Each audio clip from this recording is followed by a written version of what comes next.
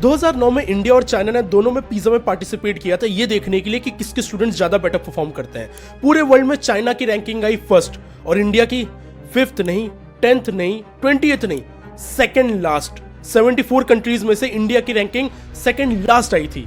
ये हुआ था 2009 में। आज 2026 में 17 साल गुजर चुके हैं। आज इंडिया की क्या हालत है? आज 15 साल का एक चाइना का बच्चा और 15 साल के एक इंडिया के बच्चे को अगर हम लोग ले तो वो क्या पढ़ते हैं, उनकी टेक्स्ट बुक में क्या डिफरेंसेस है। आज की इस वीडियो में इन सारी चीजों का हम लोग बहुत ही डिटेल में एनालिसिस करेंगे ये जानने के लिए कि चाइना और इंडिया ये जो दोनों नेबरिंग कंट्री हैं, इन दोनों में 15 साल के बच्चे सेम एज पे क्या चीजें पढ़ रहे हैं, क्या डिफरेंसेस हैं, और फिर समझेंगे कौन आगे है और कौन पीछे। तो चलिए बिना किसी देरी के शुरू करते हैं। दोस्तों, इस एनालिसिस को करने से पहले हम लोगों को यहाँ पर दो स्टूडेंट्स को लेना पड़ेगा। इमेजिन करिए 15 साल की रिया जो कि दिल्ली में पढ़ती है, और इमेजिन करिए 15 साल का वे जो कि चाइना के शंघाई में पढ़ता है। इंडिया के हिसाब से देखा जाए तो दोनों 10th क्लास में पढ़ते हैं। हालांकि चाइना में 10th 9th ऐसे नहीं बोला जाता, उनके लिए जूनियर 1 जूनियर 2 सीनियर 1 सीनियर 2 ऐसा लेवल होता है। बट हमारे रेफरेंस के लिए अभी हम लोग इसे 10th क्लास इमेजिन कर लेते हैं। अब इस सेम एज पे दोनों क्या बुक पढ़ रहे हैं, इस चीज को समझने से पहले हमें इनके एजुकेशन सिस्टम के बारे में थोड़ा सा समझना पड़ेगा। पहले समझ लेते हैं कि इंडिया का एजुकेशन कैसे काम करता है। इंडिया का जो एजुकेशन सिस्टम है वो डिसेंट्रलाइज सिस्टम है, यानी कि ऐसा नहीं है कि गवर्नमेंट डिसाइड करेगी कि स्टूडेंट्स को क्या पढ़ना है और पूरे इंडिया में वही सेम चीज पढ़ाई जाएगी। यहाँ पर स्टेट्स के पास भी पावर होती है अपने हिसाब से करिकुलम रीडिजाइन करने के लिए, जिसकी वजह से आप देखते हैं कि सीबीएसई बोर्ड्स भी होते हैं और फिर स्टेट बोर्ड्स भी होते हैं, जैसे कि महाराष्ट्र बोर्ड हो गए, यूपी बोर्ड हो गए, केरला के खुद के बोर्ड हो गए। तो यहाँ पर ये जो स्टेट गवर्नमेंट है इनके पास थोड़ी पावर रहती है। अब ये डबल एज स्वॉर्ड की तरह है। इसका नुकसान ये है कि कुछ चीजों में पूरी कंट्री एक तरीके से अलाइन नहीं रहेगी, लेकिन फायदा ये है कि इन केस अगर कोई चीज गलत इंट्रोड्यूस कर दी तो सारे स्टूडेंट्स अफेक्टेड नहीं रहेंगे, प्लस एक्सपेरिमेंटेशन करने का मौका मिलेगा। अगर किसी एक पर्टिकुलर स्टेट, लेट से केरला में कोई चीज अच्छी काम कर रही है तो फिर सीबीएसई या फिर एनसीईआरटी उससे सीख सकता है कि हमें ये सारी चीजें इंट्रोड्यूस करनी है और ओवरऑल स्टूडेंट्स के लिए अच्छा काम करेगा। अब चाइना पे आ जाते हैं। अनलाइक इंडिया, चाइना में सेंट्रलाइज्ड एजुकेशन है। पीपल्स एजुकेशन प्रेस जो कि चाइना में काम करती है वो डिसाइड करती है कि वहां के स्टूडेंट्स क्या पढ़ेंगे। हालांकि सिटी टू सिटी जो बुक्स रहती है वो थोड़ी बहुत वेरी कर जाती हैं, बट ओवरऑल उनके पीछे की आइडियोलॉजी क्या रहेगी, क्या स्ट्रक्चर रहेगा, क्या चीजें वो चाहते हैं स्टूडेंट्स अच्छे से पढ़े, क्या वो चाहते हैं अच्छे से ना पढ़े, ये सारी चीजें चाइना के सेंट्रल सिस्टम में कंट्रोल्ड होंगी।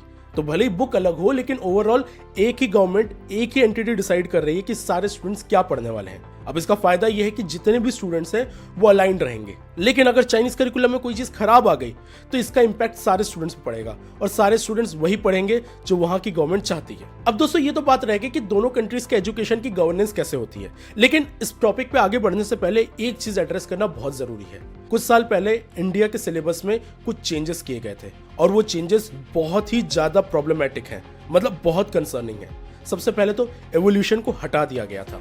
पहले ये क्यों हुआ था ये समझते हैं। हम सबको पता है कि कोविड की वजह से स्टूडेंट्स के ऊपर काफी प्रेशर आ गया था, उनकी मेंटल हेल्थ के ऊपर इंपैक्ट पड़ रहा था। तो उस चीज के लिए, उनके ऊपर बर्डन कम करने के लिए गवर्नमेंट ने ये डिसाइड किया कि हम लोग कुछ चीजें जो है वो हटा देंगे सिलेबस से। सोचने में अच्छी चीज लग रही है, तो उन्होंने क्या हटाया? बायोलॉजी से उन लोगों ने एवोल्यूशन हटा दिया, केमिस्ट्री से पीरियोडिक टेबल हटा दिया। अब एवोल्यूशन क्यों हटाया गया? I mean, बहुत सारी चीजें थी हेरिडिटी और एवोल्यूशन में, एवोल्यूशन पर्टिकुलर क्यों हटा दिया गया? अब इसके बहुत सारे पॉलिटिकल एस्पेक्ट है, रिलीजियस एस्पेक्ट है, जो मुझे बताने की जरूरत नहीं है, आपको ऑलरेडी पता है। हालांकि मैंने इस वीडियो में बहुत डिटेल इस बारे में डिस्कस कर रखा है। आप चाहे तो इस वीडियो के बाद ये वाली वीडियो देख सकते हैं, इससे पता चलेगा कि इसको हटाने के पीछे का रीजन क्या हो सकता है। लेकिन एवोल्यूशन को हटा देना हमारे सिलेबस से ये बहुत प्रॉब्लमैटिक चीज है, क्योंकि इवोल्यूशन ही हमें वो फ्रेमवर्क देता है जिसकी मदद से हम लोग समझ पाते हैं कि चीजें कैसे इवॉल्व हो रही हैं, स्ट्रक्चर कैसे फॉर्म में आ रहे हैं, लाइफ कैसे काम कर रही है। चाहे एंटी माइक्रोबियल रेजिस्टेंस के बारे में काम करना हो या कोविड-19 की वैक्सीन बनाना हो, एवोल्यूशन की नॉलेज बहुत ज्यादा जरूरी है। अब ऐसा नहीं है कि पूरी तरीके से बुक से हटा दिया गया है। गवर्नमेंट का ये कहना है कि अगर किसी स्टूडेंट को इंटरेस्ट है और वो बायोलॉजी लेता है तो फिर 12th में वो पढ़ सकता है, 11th 12th में उसके पास पूरा मौका है। बट द थिंग इज कि इंडिया में ज्यादातर स्टूडेंट्स जो है वो साइंस या फिर बायोलॉजी नहीं लेते हैं पर्टिकुलरली, यानी कि ज्यादातर जो स्टूडेंट्स हैं वो कभी एवोल्यूशन पढ़ नहीं पाएंगे। And it's an direct ideological impact, क्योंकि अब वो लोग एवोल्यूशन से कभी फेमिलियर नहीं रहेंगे। तो कोई भी चीज जो कि मेडिसिन के फेवर में बात होगी, जो कि साइंस के फेवर में बात होगी, जो कि हेल्थ केयर के बारे में बात होगी, वो लोग उस चीज को इतना डीपली समझ ही नहीं पाएंगे क्योंकि उन्होंने एवोल्यूशन ही नहीं पढ़ा। इसके अलावा केमिस्ट्री से पीरियोडिक टेबल हटा दी गई ये बोल के कि बहुत ज्यादा प्रेशर हो रहा है। अब दोस्तों, ये बात याद रखने की जरूरत है, ये सारे चेंजेस इसलिए किए गए थे क्योंकि कोविड का टाइम आ गया था और स्टूडेंट के ऊपर बहुत ज्यादा प्रेशर आ गया था। लेकिन रैशनलाइजेशन के नाम पे ये सारे चेंजेस अभी भी रखे गए। आज 2026 में भी स्टूडेंट यही सारी चीजें पढ़ रहे हैं और यहां पर बात खत्म नहीं होती है।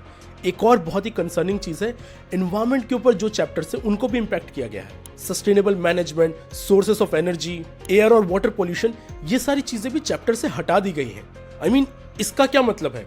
एक ऐसी कंट्री जो कि अपने AQI की वजह से बदनाम हो रखी है, एक ऐसी कंट्री जहां पर ऑलरेडी क्लाइमेट के बहुत सारे क्राइसिस चल रहे हैं, एक ऐसी कंट्री जहां पर ओवर माइनिंग हो रही है, एनवायरनमेंट के ऊपर बिल्कुल ध्यान नहीं दिया जा रहा है। This is the last thing that we want. हमारे स्टूडेंट्स अगर पॉल्यूशन के बारे में, सस्टेनेबिलिटी के बारे में नहीं समझेंगे तो आगे जाके ऐसे डिसीजंस क्यों लेंगे जो हमारे कंट्री के लिए, एनवायरनमेंट के लिए अच्छा होगा? I mean, this is not acceptable at all. India में ये सारी चीजें तो बिल्कुल नहीं हटाई जानी चाहिए। तो ये एक ऐसी चीज है जिसके बारे में हम लोग को काफी कंसर्न भी रहना चाहिए। अब दोस्तों, एक क्वेश्चन आपके दिमाग में आ रहा होगा कि चलो इंडिया का तो हमको समझ में आ गया, कंसर्निंग चीज है, लेकिन चाइना में क्या हो रहा है? केमिस्ट्री के ऊपर सबसे पहले बात करते हैं। केमिस्ट्री में जहां हमारे यहाँ से पीरियोडिक टेबल हटा दी गई, चाइना में 15 साल का वे एटॉमिक स्ट्रक्चर्स को बहुत डिटेल में समझता है। वो ये देखता है कि जो एटॉमिक स्ट्रक्चर है कौन से एंगल्स में है। इनके टोटल 155 स्ट्रक्चर्स को बहुत ही डिटेल में विजुअलाइज करवाया जाता है ताकि स्टूडेंट्स को इंट्यूटिवली समझ में आ जाए कि ये सारे स्ट्रक्चर कैसे काम करते हैं, ये जो केमिस्ट्री है, ये जो मॉलिक्यूलर स्ट्रक्चर है, ये इंट्यूटिवली कैसे काम करता है।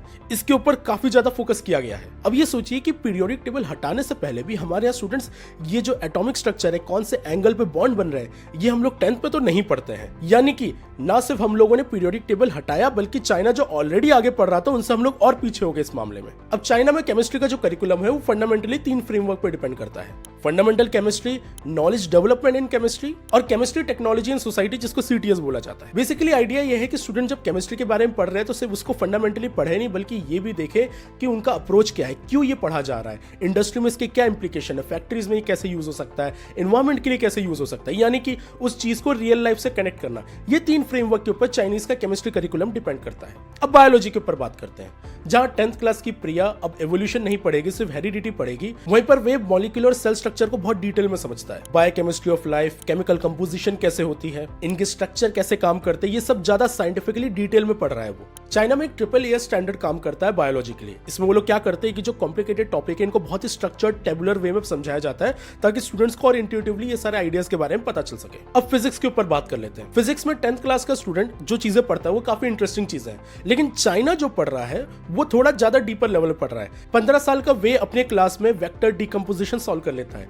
वेक्टर डिकम्पोजिशन बेसिकली ये होता है कि किसी भी ऑब्जेक्ट के ऊपर फोर्स लगता है तो हम लोग वेक्टर्स की मदद से कैसे उसको ब्रेक डाउन कर सकते हैं। इंडिया के 10th के करिकुलम में स्केलर चीजें पढ़ा दी जाती है, वेक्टर इतना डीपली इंट्रोड्यूस नहीं होता है। वेक्टर डिकम्पोजिशन, उसका एनालिसिस कैसे करना है, ये हम लोग 11th में जाके सीखते हैं, लेकिन चाइना में ये सारी चीजें 10th पे सिखा दी गई हैं। अब ये एक बहुत ही बड़ा चेंज है। देखिए, वेक्टर डिकम्पोजिशन जैसी चीजें सीखने के लिए स्टूडेंट्स को ट्रिग्नोमेट्री आनी भी बहुत जरूरी है। इंडिया में 10th में ट्रिग्नोमेट्री पढ़ा दी जाती है, लेकिन वो ट्रिग्नोमेट्री इतनी डिटेल की भी नहीं होती है कि वेक्टर डिकम्पोजिशन में बहुत अच्छे से यूज आ जाए।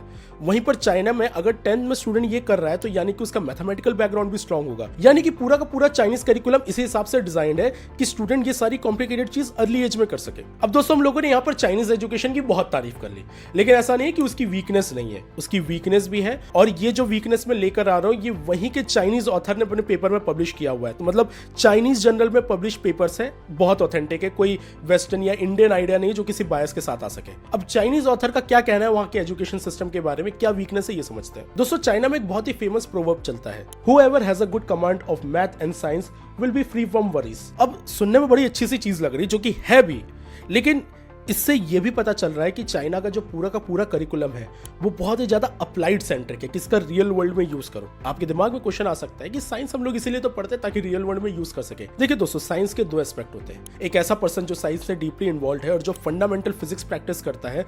मैं ये चीज आपको गारंटी के साथ कह सकता हूँ कि साइंस के जो 2 एस्पेक्ट है, एक अप्लाइड वर्जन जो हम लोग रियल लाइफ में यूज करते हैं, और दूसरा फंडामेंटल वर्जन जिसका कोई रियल लाइफ एप्लीकेशन नहीं है लेकिन हम लोग यूनिवर्स को समझने के लिए यूज कर रहे हैं। ये दोनों की दोनों चीजें बहुत ज्यादा जरूरी है। अगर आप लोग 2025 के इकोनॉमिक्स नोबेल प्राइज के बारे में बोले तो वो इन अ वे इसी के बारे में बात कर रहा है कि एक होती है प्रोपोजिशनल नॉलेज, एक होती है पर्सपेक्टिव नॉलेज। सिंपल वर्ड में फंडामेंटल साइंस यूनिवर्स के सीक्रेट्स को उजागर करता है, वो पैराडाइम शिफ्ट लाता है और उसी नॉलेज के बेसिस में हम लोग हमारी रोजमर्रा की जिंदगी को अच्छा बनाते हैं, जिसकी वजह से अप्लाइड साइंस वर्क करती है। चाइना के रिसर्चर्स का यह मानना है कि चाइना का करिकुलम अप्लाइड साइड में बहुत जाता है, फंडामेंटल थिंकिंग, क्रिएटिविटी, इन सारी चीजों के ऊपर बहुत ज्यादा फोकस नहीं किया गया है। अब ऐसा नहीं है कि चाइनीज गवर्नमेंट इसके बारे में कुछ नहीं करना चाहती, वो करना चाहती है, लेकिन इसके बीच में आ जाता है वहां का सबसे बड़ा एंट्रेंस एग्जामिनेशन, गाओकाओ, जैसे इंडिया में IIT जेईई बहुत ही फेमस है, वैसे चाइना में गाओकाओ बहुत फेमस है। बस अंतर इतना है कि गाओकाओ वर्ल्ड का सबसे टफेस्ट एग्जाम माना जाता है। दोस्तों, चाइना के एजुकेशन मिनिस्टर ने 2022 में ऐसे रिफॉर्म लाने की ट्राई किए थे जिसकी वजह से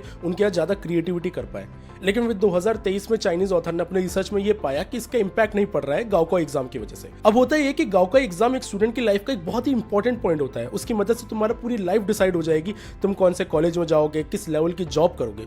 आपको आइडिया लग गया होगा जैसे IIT का और नीट का जिस हिसाब से एंगल होता है, सेम गाओकाओ का वहां पर ऐसा ही एंगल है। तब होता यह है कि स्टूडेंट्स पहले से ही उस एग्जाम की प्रिपरेशन करने लगते हैं, और जो स्टूडेंट कॉम्पिटिटिव एग्जाम की प्रिपरेशन कर रहा होगा उसके पास क्रिएटिविटी के लिए, दूसरी चीजें एक्सपेरिमेंट करने के लिए ज्यादा टाइम नहीं रहता है। इनफैक्ट ऐसा देखा गया है कि अगर टीचर ट्राई भी करते हैं कि हाँ चलो थोड़ी क्रिएटिव रोबोटिक्स की लैब ले लेते हैं या कुछ और पढ़ाते हैं, पेरेंट्स कंप्लेन करने लगते हैं कि आप ये सारी चीजों में टाइम वेस्ट मत करो, इनको गाओकाओ की तैयारी करने दो। यानी कि वहां पर पेरेंट्स, स्टूडेंट, हर कोई चाहता है कि वो एक कॉम्पिटिटिव एग्जाम की तैयारी करे। और ये इस रिसर्च से भी पता चल जाता है कि ऐसा देखा गया कि चाइनीज स्टूडेंट्स की जो क्रिएटिविटी और लर्निंग है वो 8th क्लास तक काफी तेजी से बढ़ती है, लेकिन उसके बाद इसमें ड्रॉप आ जाता है। फिर उनकी जो रॉट लर्निंग है उसके ऊपर फोकस ज्यादा बढ़ जाता है। यानी कि दोस्तों, चाइना में एक बड़ी प्रॉब्लम है कि कॉम्पिटिटिव एग्जाम के चक्कर में वहां पर क्रिएटिविटी और करिकुलम पे ध्यान नहीं दिया जा रहा है। हालांकि ये सेम प्रॉब्लम हम भी फेस करते हैं। जेईई का जो करिकुलम है बहुत ही टफ है, स्टूडेंट्स को बहुत ज्यादा प्रिपरेशन करनी पड़ती है, वो इधर उधर ज्यादा टाइम नहीं दे पाते हैं। तो ये एक ऐसी चीज है जो दोनों कंट्री सेम फेस कर रही है। अच्छा, एक और बड़ी प्रॉब्लम जो चाइना में है कि मैंने अभी आपको ये बताया कि पिज्जा में उनकी फर्स्ट रैंक आई थी, लेकिन चाइना इसमें एक चीज करता है, चाइना अपने बेस्ट स्टूडेंट को इंट्रोड्यूस करने लगता है। चाइना के शंघाई में पढ़ने वाला एक स्टूडेंट बहुत ही ज्यादा लेवल पर एडवांस होगा कंपेयर टू चाइना का वो स्टूडेंट जो किसी छोटे शहर या गांव में पढ़ रहा होगा, जो कि इंडिया के केस में भी ट्रू होता है। अब होता है कि जो भी अच्छे टीचर्स है वो बड़े शहर में चले जाते हैं अच्छी अपॉर्चुनिटी के लिए, जिसकी वजह से छोटे शहर, छोटे गांव में ज्यादा अच्छे टीचर्स नहीं रहते। और ये बात तो सबको पता है कि अच्छे टीचर्स का एजुकेशन की क्वालिटी के साथ डायरेक्ट कोरिलेशन है। इंडिया में भी हम लोगों ने ये डिफरेंस देखा हुआ है। कुछ ऐसे प्राइवेट स्कूल है जहां पर IIT ग्रेजुएट्स पढ़ाते हैं, काफी पैशन के साथ पढ़ाते हैं। ऑब्वियस सी बात है वहाँ की एजुकेशन बहुत अच्छी होनी है, लेकिन वहीं पर हम लोग कई ऐसे गांव में भी जा सकते हैं जहाँ पर टीचर्स ऐसी चीज़ें पढ़ा रहे हैं जो उनको खुद को नहीं पता है। उनके पास बेसिक करिकुलम है और उसको भी समझने की क्वालिटी नहीं है उनके पास। ये भी ग्राउंड रियलिटी इंडिया की है। तो ये सेम चीज़ है जो इंडिया और चाइना दोनों फेस कर रहे हैं। अब दोस्तों, एक बहुत ही इंपॉर्टेंट चीज़ जिसके ऊपर हम लोगों को बात करनी पड़ेगी वो है टेक्स्ट बुक लैंग्वेजेस। अगर हम लोग चाइना के टेक्स्ट बुक लैंग्वेजेस के बारे में बात करें तो वो बहुत मैनुअल की तरह लगती है, स्ट्रेट फॉरवर्ड चीज़ें हैं, कॉम्प्लिकेटेड चीज़ें हैं। लेकिन इंडियन टेक्स्ट बुक वो थोड़ी कन्वर्सेशनल होती है, वो स्टूडेंट के साथ इंगेज करती है, वो इस तरीके से लिखी गई है कि स्टूडेंट के साथ बात करते हुए उसे इजी वे में समझाया जाए। तो अगर टेक्स्ट बुक की लैंग्वेज के बारे में बात करें तो ऑब्वियसली इंडिया चाइना से बेटर है उस मामले में। चाइना में एज इफ तुम्हारे पास ये मैनुअल है, इसे तुम्हें फॉलो करना और एग्जाम में तुम्हें अच्छे नंबर लाने, इस चीज के ऊपर फोकस किया जाता है। अब दोस्तों चलिए सब्जेक्ट बाय सब्जेक्ट और हर एक चीज में डायरेक्ट विनर देखते कौन है। सबसे पहले हम लोग बायोलॉजी की बात करते हैं। बायोलॉजी में obviously China is the winner, क्योंकि हमारे यहाँ से एवोल्यूशन हटा दिया जा रहा है, तो फिर क्या ही बोला जा सकता है। केमिस्ट्री की बात करते हैं।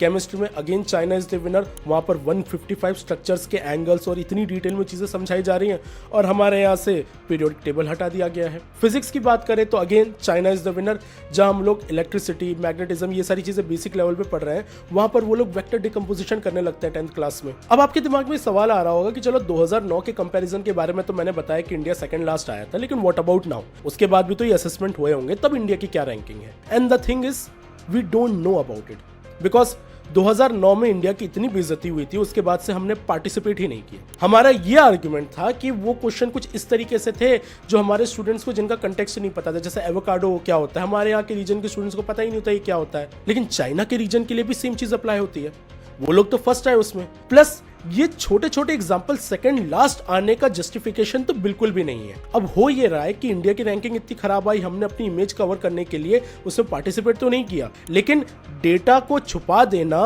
प्रोग्रेस की निशानी नहीं होती है। अगर हम लोग को इंप्रूव करना है तो हम लोग को कंटिन्यूअसली देखना पड़ेगा कि हर बार हमारी क्या रैंकिंग आ रही है। हो सकता है हमारी रैंकिंग खराब आ रही हो, बट एटलीस्ट हम लोग को रियलिटी चेक तो मिलेगा, हमको ये तो पता चलेगा कि हम लोग पीछे लैग कर रहे हैं, हम लोग को चीज़ों को इंप्रूव करने की ज़रूरत है। जब तक पिज़्ज़ा में हम लोग पार्टिसिपेट नहीं करेंगे तब तक हम लोग को ये रियलिटी चेक नहीं मिलने वाला है।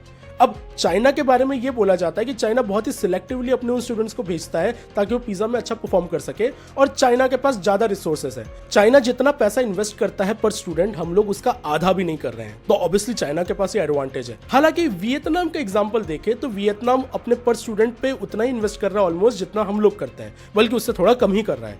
लेकिन वियतनाम की परफॉर्मेंस पिज़्ज़ा में बहुत ही अच्छी होती है, इंडिया से बहुत ज़्यादा अच्छी रहती है। तो वियतनाम ऐसा क्या कर रहा है जो हम नहीं कर पा रहे हैं? तो सबसे पहला हमको पिज़्ज़ा असेसमेंट में पार्टिसिपेट करना पड़ेगा, हमको रियलिटी चेक देखना पड़ेगा। दूसरा, ये जो इतना रैशनलाइजेशन के नाम पे इस तरीके के चेंजेस किए जा रहे हैं, इसके अगेंस्ट हम लोग को बात करनी पड़ेगी। तीसरा, एक बड़ी प्रॉब्लम यह है कि इंडिया में साइंस और एजुकेशन को उस लेवल पे प्रायोरिटी नहीं दी जाती है जिस लेवल पे चाइना में दी जाती है।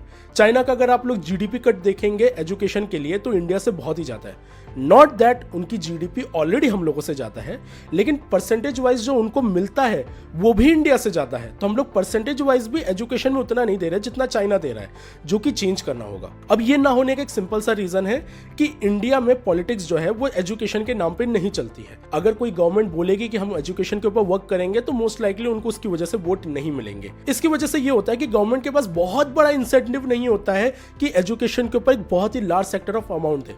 हालांकि मेरा बोलना ये गलत होगा कि गवर्नमेंट कुछ नहीं चाह रही है एजुकेशन के लिए। इनफैक्ट मेरी भी कुछ मीटिंग्स हुई थी और मैं जिस तरीके से देख रहा हूं, गवर्नमेंट स्पेस के करिकुलम को इंट्रोड्यूस करना चाह रही है एनसीईआरटी में। वो चाह रहे हैं कि क्रिएटिव लर्निंग के ऊपर ज्यादा फोकस करें। ये जो अटल लैब्स बन रखी है उनको और बेटर बनाया जाए, स्टूडेंट्स की जो क्रिएटिविटी है वो और अच्छी हो सके, इंटरैक्टिव लर्निंग को प्रमोट किया जा रहा है। तो ऐसा नहीं कि गवर्नमेंट कुछ भी नहीं कर रही है, government is taking initiative, government उसको बेटर बनाना चाह रही है। लेकिन कुछ चीजें हम लोगों को भी एज अ सिटीजन देखनी पड़ेगी कि एजुकेशन की इंपॉर्टेंस हम लोग बात कर करके ज्यादा बढ़ा सकते हैं। हमको ये बताना पड़ेगा कि अगर एजुकेशन कॉम्प्रोमाइज हो रही है so the government and the people are accountable for it, और उसके बारे में हमको बात करनी पड़ेगी। जब हमारे यहाँ से एवोल्यूशन को, पीरियोडिक टेबल को हटाया गया था तो इंडियन साइंटिस्ट चुप नहीं बैठे थे। उनका एक बहुत ही खराब रिएक्शन था। काफी साइंटिस्ट ने मिलकर लेटर साइन किया कि ये सारे चेंजेस नहीं होने चाहिए। इन एक्टिव साइंटिस्ट और रिसर्चर्स की वजह से मुझे भी होप मिलती है कि हम लोग अभी भी अपने आप को इंप्रूव कर सकते हैं। देखिए दोस्तों, इंडिया में क्रिएटिविटी है, इंडिया में हमारे पास एक्सपेरिमेंटेशन करने का स्कोप है जो चाइना के पास नहीं है। इंडिया में हमारे पास बहुत सारे ऐसे एडवांटेज है जो चाइना के पास नहीं है। हमको उसका फायदा उठाना है ताकि हम लोग अपने एजुकेशन सिस्टम को रिफॉर्म कर सके। इसके अलावा हमारे पास एक और बहुत इंपॉर्टेंट एडवांटेज है चाइना के ऊपर। चाइना में इंग्लिश वहाँ के स्टूडेंट्स इतना अच्छे से नहीं जानते जितना इंडियन स्टूडेंट जानते हैं। हमारे यहाँ इंग्लिश को ज़्यादा अच्छे तरीके से पढ़ाया जाता है। इसका हमको फायदा ये मिल जाता है कि हम लोग अब इंटरनेशनल जर्नल्स को, इंटरनेशनल अपॉर्चुनिटीज के लिए बहुत ही ज़्यादा अच्छे से एक्सपोजर ले सकते हैं। ये एडवांटेज हमारे पास है। हालांकि मेरा पर्सनल ओपिनियन ये है कि एआई के टाइम पे ऑटो ट्रांसलेशन जो टेक्नोलॉजी ऑलरेडी वाइडली यूज हो रही है, अब लैंग्वेज की रिलेवेंसी इतनी ज़्यादा नहीं रहेगी क्योंकि आप किसी भी लैंग्वेज में बात करें सामने वाला समझ ही जाएगा। लेकिन फिर भी at this point of time हमारे पास ये एडवांटेज है। दोस्तों, इस वीडियो को बनाने का मोटिवेशन किसी भी तरीके से ये नहीं दिखाना है कि चाइना अच्छा है या इंडिया अच्छा है। इसको मैंने कंप्लीटली बायस फ्री रह के बनाने की कोशिश की है। अगर आप मेरी वीडियो को फैक्ट चेक करना चाहते हैं या अपनी अंडरस्टैंडिंग के लिए और चीज़ें पढ़ना चाहते हैं तो नीचे डिस्क्रिप्शन में मैंने सोर्सेज दे रखे हैं। अब उन सोर्सेज पे जाइए, उनको देखिए और समझिए। अल्टीमेटली मेरा ऑब्जेक्टिव ये है कि हम लोग को रियलिटी चेक मिले और एजुकेशन को हम लोग थोड़ी ज़्यादा प्रायोरिटी दें। आप लोग कमेंट करके बताइएगा कि इन सब चीज़ों के बारे में आपका क्या कहना है। और अगर आपको ये वीडियो पसंद आई होगी तो ये Pakistan science text book expose वाली वीडियो भी आपको काफ़ी पसंद आएगी। अगर आपको ये वीडियो अच्छी लगे तो इस चैनल को सब्सक्राइब करिए और हम लोग नेक्स्ट वीडियो में मिलते रहेंगे। तब तक के लिए स्टे क्यूरियस, कीप लर्निंग।